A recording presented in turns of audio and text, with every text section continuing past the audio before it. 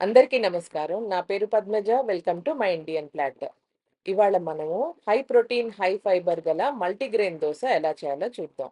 ఈ దోసలో చాలా న్యూట్రిషియస్ వాల్యూస్ ఉంటాయండి. ఇది గ్లూటెన్ ఫ్రీ కూడా అన్నమాట. డయాబెటిక్ పేషెంట్స్, వెయిట్ తగ్గాలనుకున్న వాళ్ళు, అలాగే హెల్తీగా తినాలనుకున్న వాళ్ళు మనమందరం కూడా ఈ దోసని బ్రేక్‌ఫాస్ట్‌కి గానీ, డిన్నర్‌కి కానీ తింటే చాలా బావుంటుంది. So, come let's start making multigrain dosa. ఈ దోసకి నేను 5 టైప్స్ ఆఫ్ గ్రెయిన్స్ తీసుకున్నానండి. దాంట్లో ఒక కప్పు పెసలు, అలాగే ఒక కప్పు శనగలనమాట. నల్ల శనగలుంటాయి గదా! అవి. దాంట్లో సగం హాఫ్ కప్పేమో బొబ్బర్లు, హాఫ్ కప్పు జొన్నలు, హాఫ్ కప్పు సోయా బీన్స్ అన్నమాట. ఈ 5 మనకి కావాల్సినవి దోసకి. పెసల్ని, శనగల్ని నేను ఒక 1 ½ డే బ్యాకే నేను కడిగి నానబెట్టుకున్నానండి. 6 అవర్స్ నానాక అవి వాటి నీళ్లు డ్రైన్ చేసేసి ఒక నాప్కిన్‌లో విడివిడిగా పెట్టి నేను 1 ½ ఉంచేసరికి రెండిటికి బాగా మొలకలొచ్చాయన్నమాట. ఈ 3 బొబ్బర్లు, జొన్నలు, సోయా బీన్స్ మటుకు 6 గంటల క్రితమే నానబెట్టుకున్నాను. పర్ఫెక్ట్‌గా నానతాయండి 6 అవర్స్‌లో ఈ 3. ఇప్పుడు చూసారు కదా! నేను సరిగ్గా 1 ½ డే, మోర్ థాన్ 1 ½ డే అయింది. పెసలు బాగా మొలకలొచ్చాయి. చాలా పొడువు పొడువు మొలకలొచ్చాయన్నమాట. దీంతో మనం దోసలేసుకున్నామంటే దీంట్లో ఎన్ని న్యూట్రిషియస్ వాల్యూస్ ఉంటాయో. అలాగే శనగలు కూడా బాగా మొలకలొచ్చాయి. ఇప్పుడు శనగలు, పెసలు అన్నీ ఒకసారి మళ్ళా కడిగేసుకొని బాగా మనం ఈ 3 కలిపి నేను నానబెట్టుకున్నానని చెప్పాను కదా! 6 గంటలు.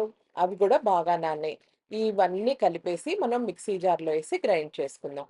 నేను ఒక 2 ఇంచుల అల్లం ముక్క తీసుకున్నానండి. అలాగే 4 పచ్చిమిరపకాయలు, ఒక స్పూన్ జీలకర్ర.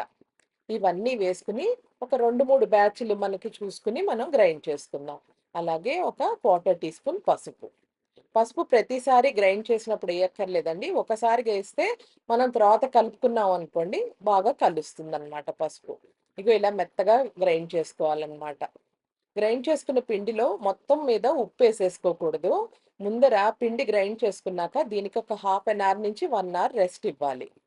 ఇలా 1 అవర్ అయ్యాక నేను ఎన్ని దోసలు కావాలో తీసుకొని దానికి సరిపడా పిండి, దానికి ఎంత ఉప్పు కావాలో చూసుకొని వేసుకుంటా అనమాట. ఈ పిండి ఇంకొక 1 డే కూడా మీరు ఫ్రిడ్జ్‌లో పెట్టుకొని వాడుకోవచ్చు. నేనిప్పుడు ఒక హాఫ్ టీ స్పూన్ ఉప్పేసుకున్నాను. ఇప్పుడు చిక్కగా ఉంది కదా పిండి, కొంచెం వాటర్ కలుపుకోవాలంటే మీరు కలుపుకోవచ్చు. నేను కొంచెం ఒక 2 టేబుల్ స్పూన్స్ ఆఫ్ వాటర్‌ని కలుపుకున్నా అనమాట. ఇప్పుడు మనం దోసల పెన్నాన్ని వేడి చేసుకొని ఒక్కసారి ఒక టిష్యూ పేపర్ తోటి శుభ్రంగా ఆయిలేసి తుడిచేసుకున్నాక, ఇలాగ ఒక గరిటె దోసేసుకొని, మెల్లగా ఇలా నెవురుకోవాలనమాట దోసని. అలా స్ప్రెడ్ చేసుకుంటే మీకు పల్చగా వస్తాయి దోసలు.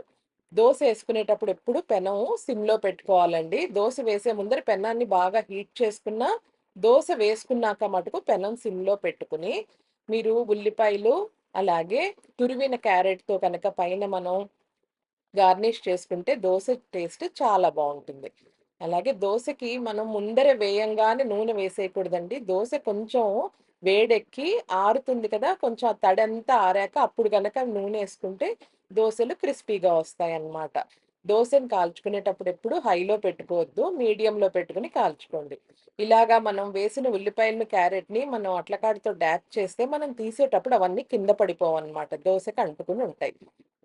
ఒక 2 మినిట్స్ అయ్యేసరికి దోస కాలుతుంది బాగా. మీడియంలో పెట్టుకొని కాలుస్తే క్రిస్పీగా కాలుతుందనమాట. చూసారు కదా! ఇలాగా. ఈ దోసని మనం ఒక్కొక్కటి ప్లేట్‌లో పెట్టుకొని సర్వ్ చేసుకోవడమే.